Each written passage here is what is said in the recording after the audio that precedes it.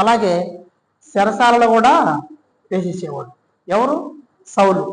పౌలు సౌలుగా పిలువబడుతున్నప్పుడు అతని జీవిత విధానం బాలేదు. మనిషికి ఎప్పుడు కూడా 2 జీవితాలు ఉంటాయి. ఏం చెప్పండి? మంచి, చెడు. రైట్. అలాగే ఇప్పుడు పౌలు సౌలుగా ఉన్నప్పుడు ఎటువంటి జీవిత విధానం జీవించడం మనం చూసాం కదా. ఇప్పుడు అదే అపోస్తల కార్యములు 16:16.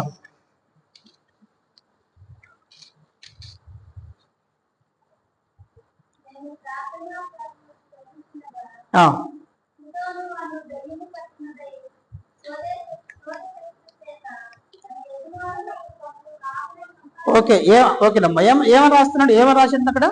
అపోస్తలుడు ఒకప్పుడేమో ఇంటింటా వచ్చి వారిని అందరినీ ఈడ్చుకొని పోయి యేసుక్రీస్తు నమ్ముకున్న ప్రతి ఒక్కరిని కొట్టడమే కాదు, కొట్టేవాడు, అలాగే చెరసాలలో కూడా వేసేవాడు.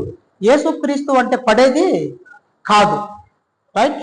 యేసుక్రీస్తు ఒక్కసారి అతనికి ప్రత్యక్షమైన తర్వాత యేసుక్రీస్తు మహిమ ఆయనని ఆవరించిన తర్వాత అప్పుడు అంటున్నాడు, ఎవరో ప్రభువా నువ్వు అన్నప్పుడు, నువ్వు హింసించుచున్న యేసును అన్నాడు.